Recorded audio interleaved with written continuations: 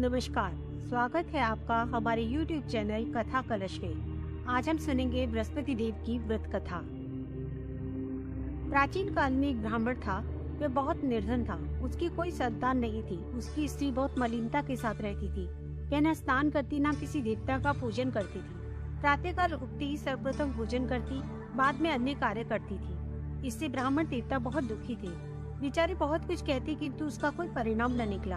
भगवान की कृपा से ब्राह्मण की स्त्री के कन्या रूपी रत्न पैदा हुआ। कन्या बड़ी होने पर प्रातःकाल स्नान करके पहले विष्णु भगवान का पूजन और बृहस्पतिवार का व्रत करने लगी। अपने पूजा पाठ को समाप्त करके स्कूल जाती तो अपनी मुट्ठी में जौ भरकर ले जाती थी और पाठशाला जाने के मार्ग में डालती जाती। तब ये जौ स्वर्ण की हो जाती तो लौटते समय उनको बीनकर घर ले आती थी। एक दिन में बालिका सूप में सोने की जौ को फटक कर साफ कर रही थी।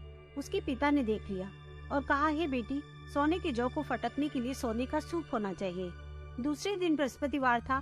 इस कन्या ने व्रत रखा और बृहस्पति देव से प्रार्थना करके कहा, मैंने आपकी पूजा सच्चे मन से की है तो मुझे सोने का सूप दे दो। बृहस्पति देव ने उसकी प्रार्थना स्वीकार कर ली। रोजाना की तरह वे कन्या जौ फैलाती हुई जाने लगी। जब लौटकर जौ बीन रही थी तो बृहस्पति देव की कृपा से उसको सोने का सूप मिला। उसे वे घर ले आई और उस पर जौ साफ करने लगी, परंतु उसकी माँ का वही ढंग रहा। एक दिन की बात है, वे कन्या सोने के सूप में जौ साफ कर रही थी। उस समय उस शहर का राजपुत्र वहाँ होकर निकला। इस कन्या के रूप और कार्य को देखकर मोहित हो गया तथा अपने घर आकर भोजन तथा जल त्याग कर उदास होकर लेट गया। राजा को जब इस बात का पता लगा तो वे अपनी मंत्रियों के साथ उसके पास गए और बोले, हे बेटा, तुम्हें किस बात का कष्ट है?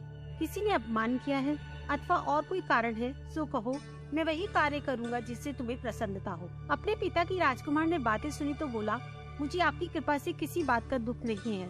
किसी ने मेरा अपमान नहीं किया है, परंतु मैं उस लड़की से विवाह करना चाहता हूँ जो सोने के सूप में जौ साफ कर रही थी। ये सुनकर राजा आश्चर्य में पड़ गया और बोला, हे बेटा, इस तरीके की कन्या का पता तुम ही बताओ, मैं तुम्हारा विवाह उसके साथ अवश्य करवा दूंगा। राजकुमार ने उस लड़की के घर का पता बतलाया। तब मंत्री उस लड़की के घर गए और ब्राह्मण देवता से सभी हाल कहा। ब्राह्मण देवता राजकुमार के साथ अपनी कन्या का विवाह करने के लिए तैयार हो गए तथा विधि विधान के अनुसार ब्राह्मण की कन्या का विवाह राजकुमार के साथ संपन्न हो गया। कन्या के घर से जाते ही पहले की भांति उस ब्राह्मण देवता के घर में गरीबी का निवास हो गया। अब भोजन के लिए अन्न बड़ी मुश्किल से मिलता था। एक दिन दुखी होकर ब्राह्मण देवता अपनी पुत्री के पास गए।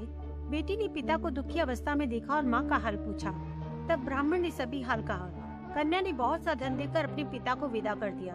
इस तरह ब्राह्मण का कुछ समय सुख पूर्वक व्यतीत हुआ, परंतु कुछ दिनों बाद फिर वही हाल हो गया। ब्राह्मण फिर अपनी कन्या के यहाँ गया और सारा हाल कहा तो लड़की बोली, हे पिताजी, आप माता जी को यहाँ लिवा लाओ, मैं उन्हें सभी विधि बता दूंगी जिससे गरीबी दूर हो जाए। फिर ब्राह्मण देवता अपनी स्त्री को साथ लेके पहुँचे तो पुत्री अपनी माँ को समझाने लगी, हे माँ, तुम प्रातःकाल उठकर प्रथम स्नान आदि करके विष्णु भगवान का पूजन करो, सभी दरिद्रता दूर हो जाएगी। परंतु उसकी माँ ने उसकी एक बात नहीं मानी और प्रातःकाल उठकर अपनी पुत्री के बच्चों का झूठन खा लेती थी। इससे उसकी पुत्री को बहुत गुस्सा आया और एक रात कोठरी से सभी सामान निकाल दिया और अपनी माँ को उसमें बंद कर दिया। प्रातःकाल उसमें से निकाला तथा स्नान आदि करा के पूजा पाठ करवाया तो उसकी माँ की बुद्धि ठीक हो गई और फिर प्रत्येक बृहस्पतिवार को व्रत रखने लगी। इस व्रत के प्रभाव से उसके माँ बाप बहुत धनवान और पुत्रवान हुए और बृहस्पति जी के प्रभाव से इस लोक में सुख भोग कर स्वर्ग को प्राप्त हुए। इस कथा से हमें यह सीख मिलती है कि मनुष्य को कभी भी अपने जीवन में सात्विकता हमेशा रखनी चाहिए और परमपिता परमात्मा को कभी नहीं भूलना चाहिए। अगर आपको हमारी यह कथा पसंद आई है तो कृपया हमारे चैनल को लाइक करें, शेयर करें और सब्सक्राइब करें और बेल आइकन का बटन जरूर दबाएं ताकि जब हम अपनी नई कहानी लेकर आएं तो आपको पता चल जाए। धन्यवाद। जय श्री कृष्ण। राधे राधे।